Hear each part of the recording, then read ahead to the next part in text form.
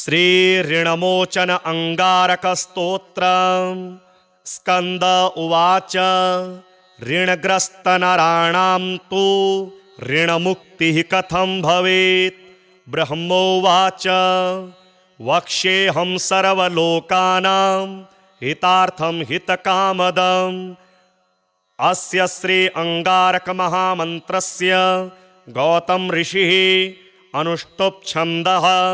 अंगारको देवता मम ऋण विमोचनार्थे अंगारक मंत्र जपे विनियोगः।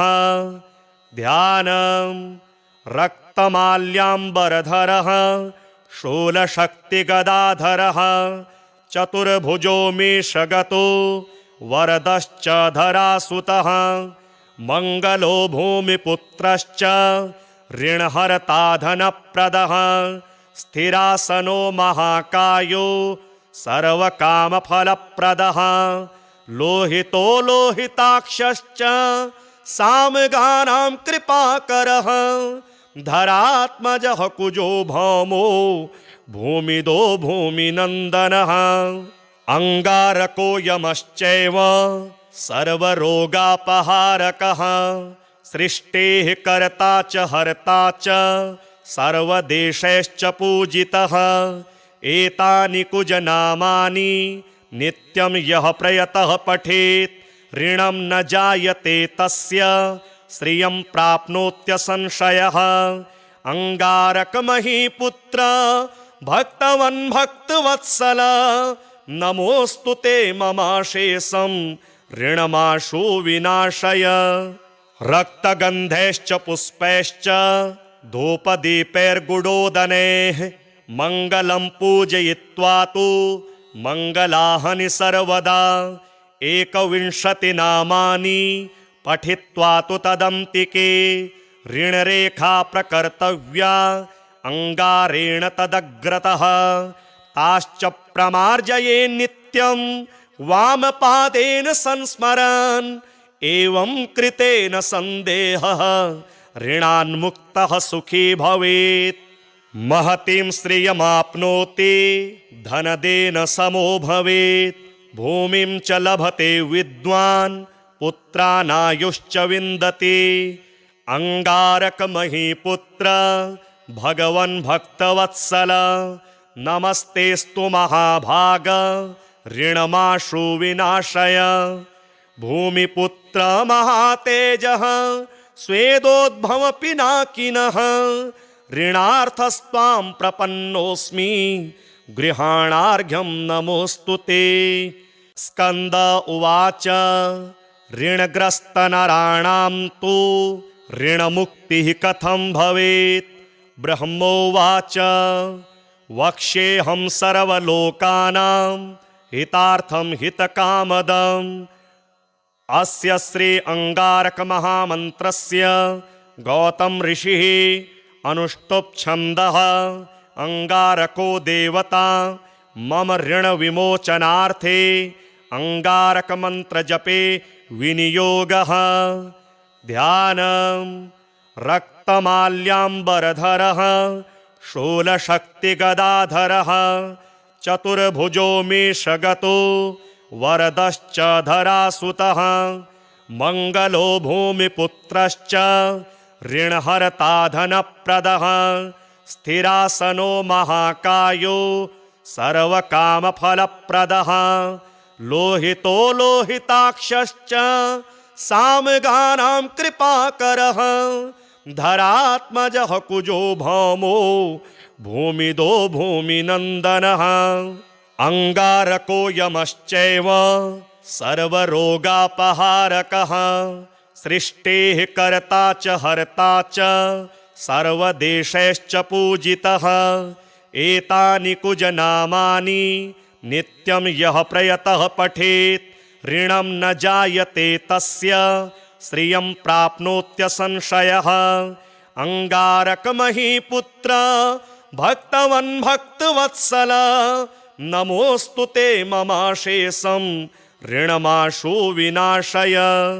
रक्तगन्धैश्च पुष्पैश्च धूपदीपैर्गुडोदनैः मङ्गलं पूजयित्वा तु मङ्गलाहनि सर्वदा 21 नामानि पठित्वा तु तदन्तिके ऋणरेखा प्रकर्तव्या अंगारेण तदग्रतः ताश्च प्रमार्जये नित्यं वामपादेन संस्मरन् एवं कृतेन सन्देहः ऋणान्मुक्तः सुखी भवेत्।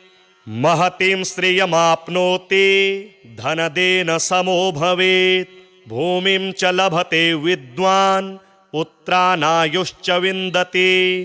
अंगारकमहीपुत्र भगवन् भक्तवत्सल नमस्तेस्तु महाभाग ऋणमाशु विनाशय। भूमिपुत्र महातेजः स्वेदोद्भव पिनाकिनः ऋणार्थस्त्वां प्रपन्नोऽस्मि गृहाणार्घ्यं नमोऽस्तु ते। स्कन्द उवाच ऋणग्रस्तनराणां तु ऋणमुक्तिः कथं भवेत्। ब्रह्मोवाच वक्ष्येऽहं सर्वलोकानां हितार्थं हितकामदम्। अस्य श्री अंगारक महामन्त्रस्य गौतम ऋषिः अनुष्टुप् छन्दः। अंगारको देवता मम ऋण विमोचनार्थे अंगारक मंत्र जपे विनियोगः। ध्यानं रक्तमाल्याम्बरधरः शूलशक्तिगदाधरः चतुर्भुजो मेषगतो वरदश्च धरासुतः मंगलो भूमिपुत्रश्च ऋणहर्ता धनप्रदः स्थिरासनो महाकायो सर्वकामफलप्रदः लोहितो लोहिताक्षश्च सामगानां कृपाकरः धरात्मजः कुजो भौमो भूमिदो भूमिनन्दनः अंगारको यमश्चैव सर्वरोगापहारकः सृष्टेः कर्ता च हर्ता च सर्वदेशैश्च पूजितः एतानि कुजनामानि नित्यं यः प्रयतः पठेत् ऋणं न जायते तस्य श्रियं प्राप्नोत्यसंशयः। अंगारकमहीपुत्र भक्तवन् भक्तवत्सल नमोऽस्तु ते ममाशेषं ऋणमाशु विनाशय। रक्तगन्धैश्च पुष्पैश्च धूपदीपैर्गुडोदनैः मङ्गलं पूजयित्वा तु मङ्गलाहनि सर्वदा 21 नामानि पठित्वा तु तदन्तिके ऋणरेखा प्रकर्तव्या अंगारेण तदग्रतः ताश्च प्रमार्जये नित्यं वामपादेन संस्मरन् एवं कृतेन सन्देहः ऋणान्मुक्तः सुखी भवेत्। महतीं श्रियमाप्नोति धनदेन समो भवेत्। भूमिं च लभते विद्वान् पुत्रानायुश्च विन्दति।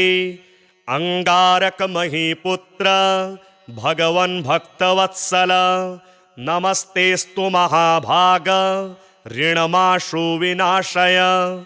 भूमिपुत्र महातेजः स्वेदोद्भव पिनाकिनः ऋणार्थस्त्वां प्रपन्नोऽस्मि गृहाणार्घ्यं नमोऽस्तु ते। स्कन्द उवाच ऋणग्रस्तनराणां तु ऋणमुक्तिः कथं भवेत्। ब्रह्मोवाच वक्ष्येऽहं सर्वलोकानां हितार्थं हितकामदम्। अस्य श्री अंगारक महामन्त्रस्य गौतम ऋषिः अनुष्टुप् छन्दः। अंगारको देवता मम ऋण विमोचनार्थे अंगारक मंत्र जपे विनियोगः। ध्यानं रक्तमाल्याम्बरधरः शूलशक्तिगदाधरः चतुर्भुजो मेषगतो वरदश्च धरासुतः मंगलो भूमिपुत्रश्च ऋणहर्ता धनप्रदः स्थिरासनो महाकायो सर्वकामफलप्रदः लोहितो लोहिताक्षश्च सामगानां कृपाकरः धरात्मजः कुजो भौमो भूमिदो भूमिनन्दनः अंगारको यमश्चैव सर्वरोगापहारकः सृष्टेः कर्ता च हर्ता च सर्वदेशैश्च पूजितः एतानि कुजनामानि नित्यं यः प्रयतः पठेत् ऋणं न जायते तस्य श्रियं प्राप्नोत्यसंशयः अंगारकमहीपुत्र भक्तवन् भक्तवत्सल नमोऽस्तु ते ममाशेषं ऋणमाशु विनाशय रक्तगन्धैश्च पुष्पैश्च धूपदीपैर्गुडोदनैः मङ्गलं पूजयित्वा तु मङ्गलाहनि सर्वदा 21 नामानि पठित्वा तु तदन्तिके ऋणरेखा प्रकर्तव्या अंगारेण तदग्रतः ताश्च प्रमार्जये नित्यं वामपादेन संस्मरन् एवं कृतेन संदेहः ऋणान्मुक्तः सुखी भवेत् महतीं श्रियमाप्नोति धनदेन समो भवेत् भूमिं च लभते विद्वान् पुत्रानायुश्च विन्दति अंगारकमहीपुत्र भगवन् भक्तवत्सल नमस्तेस्तु महाभाग ऋणमाशु विनाशय भूमिपुत्र महातेजः स्वेदोद्भव पिनाकिनः ऋणार्थस्त्वां प्रपन्नोऽस्मि गृहाणार्घ्यं नमोऽस्तु ते स्कन्द उवाच ऋणग्रस्तनराणां तु ऋणमुक्तिः कथं भवेत् ब्रह्मोवाच वक्ष्येऽहं सर्वलोकानां हितार्थं हितकामदम् अस्य श्री अंगारक महामन्त्रस्य गौतम ऋषिः अनुष्टुप् छन्दः अंगारको देवता मम ऋण विमोचनार्थे अंगारक मंत्र जपे विनियोगः ध्यानं रक्तमाल्याम्बरधरः शूलशक्तिगदाधरः चतुर्भुजो मेषगतो वरदश्च धरासुतः मंगलो भूमिपुत्रश्च ऋणहर्ता धनप्रदः स्थिरासनो महाकायो सर्वकामफलप्रदः लोहितो लोहिताक्षश्च सामगानां कृपाकरः धरात्मजः कुजो भौमो भूमिदो भूमिनन्दनः अंगारको यमश्चैव सर्वरोगापहारकः सृष्टेः कर्ता च हर्ता च सर्वदेशैश्च पूजितः एतानि कुजनामानि नित्यं यः प्रयतः पठेत् ऋणं न जायते तस्य श्रियं प्राप्नोत्यसंशयः अंगारकमहीपुत्र भक्तवन् भक्तवत्सल नमोऽस्तु ते ममाशेषं ऋणमाशु विनाशय रक्तगन्धैश्च पुष्पैश्च धूपदीपैर्गुडोदनैः मङ्गलं पूजयित्वा तु मङ्गलाहनि सर्वदा 21 नामानि पठित्वा तु तदन्तिके ऋणरेखा प्रकर्तव्या अंगारेण तदग्रतः ताश्च प्रमार्जये नित्यं वामपादेन संस्मरन् एवं कृतेन संदेहः ऋणान्मुक्तः सुखी भवेत् महतीं श्रियमाप्नोति धनदेन समो भवेत् भूमिं च लभते विद्वान् पुत्रानायुश्च विन्दति अंगारकमहीपुत्र भगवन् भक्तवत्सल नमस्तेस्तु महाभाग ऋणमाशु विनाशय भूमिपुत्र महातेजः स्वेदोद्भव पिनाकिनः ऋणार्थस्त्वां प्रपन्नोऽस्मि गृहाणार्घ्यं नमोऽस्तु ते। स्कन्द उवाच ऋणग्रस्तनराणां तु ऋणमुक्तिः कथं भवेत्। ब्रह्मोवाच वक्ष्येऽहं सर्वलोकानां हितार्थं हितकामदम्। अस्य श्री अंगारक महामन्त्रस्य गौतम ऋषिः अनुष्टुप् छन्दः। अंगारको देवता मम ऋण विमोचनार्थे अंगारक मंत्र जपे विनियोगः। ध्यानम् रक्तमाल्याम्बरधरः शूलशक्तिगदाधरः चतुर्भुजो मेषगतो वरदश्च धरासुतः। मंगलो भूमिपुत्रश्च ऋणहर्ता धनप्रदः। स्थिरासनो महाकायो सर्वकामफलप्रदः। लोहितो लोहिताक्षश्च सामगानां कृपाकरः। धरात्मजः कुजो भौमो भूमिदो भूमिनन्दनः। अंगारको यमश्चैव सर्वरोगापहारकः। सृष्टेः कर्ता च हर्ता च सर्वदेशैश्च पूजितः। एतानि कुजनामानि नित्यं यः प्रयतः पठेत् ऋणं न जायते तस्य श्रियं प्राप्नोत्यसंशयः। अंगारकमहीपुत्र भक्तवन् भक्तवत्सल नमोऽस्तु ते ममाशेषं ऋणमाशु विनाशय। रक्तगन्धैश्च पुष्पैश्च धूपदीपैर्गुडोदनैः मङ्गलं पूजयित्वा तु मङ्गलाहनि सर्वदा। 21 नामानि पठित्वा तु तदन्तिके ऋणरेखा प्रकर्तव्या अंगारेण तदग्रतः। ताश्च प्रमार्जये नित्यं वामपादेन संस्मरन्। एवं कृतेन सन्देहः ऋणान्मुक्तः सुखी भवेत्। महतीं श्रियमाप्नोति धनदेन समो भवेत्। भूमिं च लभते विद्वान् पुत्रानायुश्च विन्दति। अंगारकमहीपुत्र भगवन् भक्तवत्सल नमस्तेस्तु महाभाग ऋणमाशु विनाशय। भूमिपुत्र महातेजः स्वेदोद्भव पिनाकिनः। ऋणार्थस्त्वां प्रपन्नोऽस्मि गृहाणार्घ्यं नमोऽस्तु ते।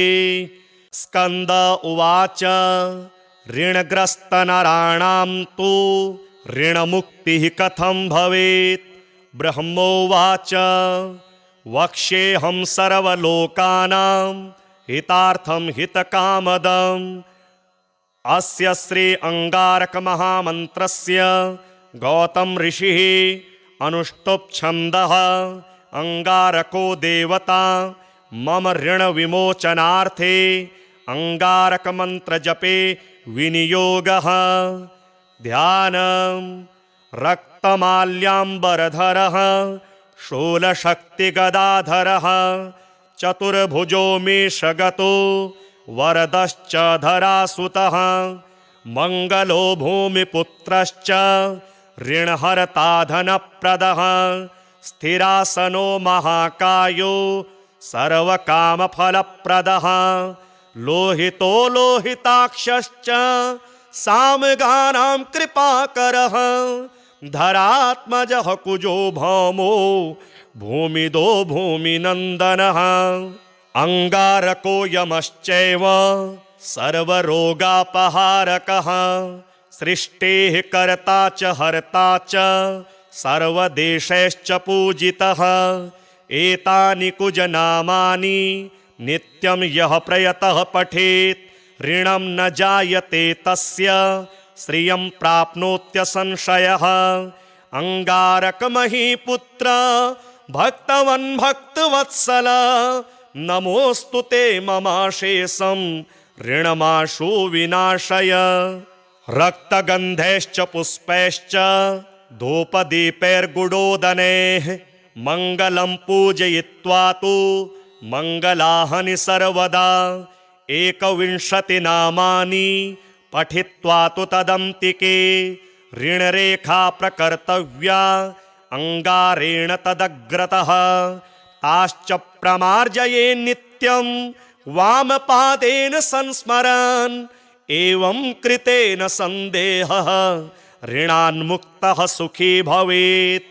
महतीं श्रियमाप्नोति धनदेन समो भवेत्। भूमिं च लभते विद्वान् पुत्रानायुश्च विन्दति। अंगारकमहीपुत्र भगवन् भक्तवत्सल नमस्तेस्तु महाभाग ऋणमाशु विनाशय। भूमिपुत्र महातेजः स्वेदोद्भव पिनाकिनः ऋणार्थस्त्वां प्रपन्नोऽस्मि गृहाणार्घ्यं नमोऽस्तु ते। स्कन्द उवाच ऋणग्रस्तनराणां तु ऋणमुक्तिः कथं भवेत्। ब्रह्मोवाच वक्ष्येऽहं सर्वलोकानां हितार्थं हितकामदम्। अस्य श्री अंगारक महामन्त्रस्य गौतम ऋषिः अनुष्टुप् छन्दः अंगारको देवता मम ऋण विमोचनार्थे अंगारक मंत्र जपे विनियोगः। ध्यानं रक्तमाल्याम्बरधरः शूलशक्तिगदाधरः चतुर्भुजो मेषगतो वरदश्च धरासुतः मंगलो भूमिपुत्रश्च ऋणहर्ता धनप्रदः स्थिरासनो महाकायो सर्वकामफलप्रदः लोहितो लोहिताक्षश्च सामगानां कृपाकरः धरात्मजः कुजो भौमो भूमिदो भूमिनन्दनः अंगारको यमश्चैव सर्वरोगापहारकः सृष्टेः कर्ता च हर्ता च सर्वदेशैश्च पूजितः। एतानि कुजनामानि नित्यं यः प्रयतः पठेत् ऋणं न जायते तस्य श्रियं प्राप्नोत्यसंशयः। अंगारकमहीपुत्र भक्तवन् भक्तवत्सल नमोऽस्तु ते ममाशेषं ऋणमाशु विनाशय। रक्तगन्धैश्च पुष्पैश्च धूपदीपैर्गुडोदनैः मङ्गलं पूजयित्वा तु मङ्गलानि सर्वदा 21 नामानि पठित्वा तु तदन्तिके ऋणरेखा प्रकर्तव्या अंगारेण तदग्रतः ताश्च प्रमार्जये नित्यं वामपादेन संस्मरन् एवं कृतेन संदेहः ऋणान्मुक्तः सुखी भवेत्। महतीं श्रियमाप्नोति धनदेन समो भवेत्। भूमिं च लभते विद्वान् पुत्रानायुश्च विन्दति। अंगारकमहीपुत्र भगवन् भक्तवत्सल नमस्तेस्तु महाभाग ऋणमाशु विनाशय। भूमिपुत्र महातेजः स्वेदोद्भव पिनाकिनः ऋणार्थस्त्वां प्रपन्नोऽस्मि गृहाणार्घ्यं नमोऽस्तु ते। स्कन्द उवाच ऋणग्रस्तनराणां तु ऋणमुक्तिः कथं भवेत्। ब्रह्मोवाच वक्ष्येऽहं सर्वलोकानां हितार्थं हितकामदम्। अस्य श्री अंगारक महामन्त्रस्य गौतम ऋषिः अनुष्टुप् छन्दः अंगारको देवता मम ऋण विमोचनार्थे अंगारक मंत्र जपे विनियोगः।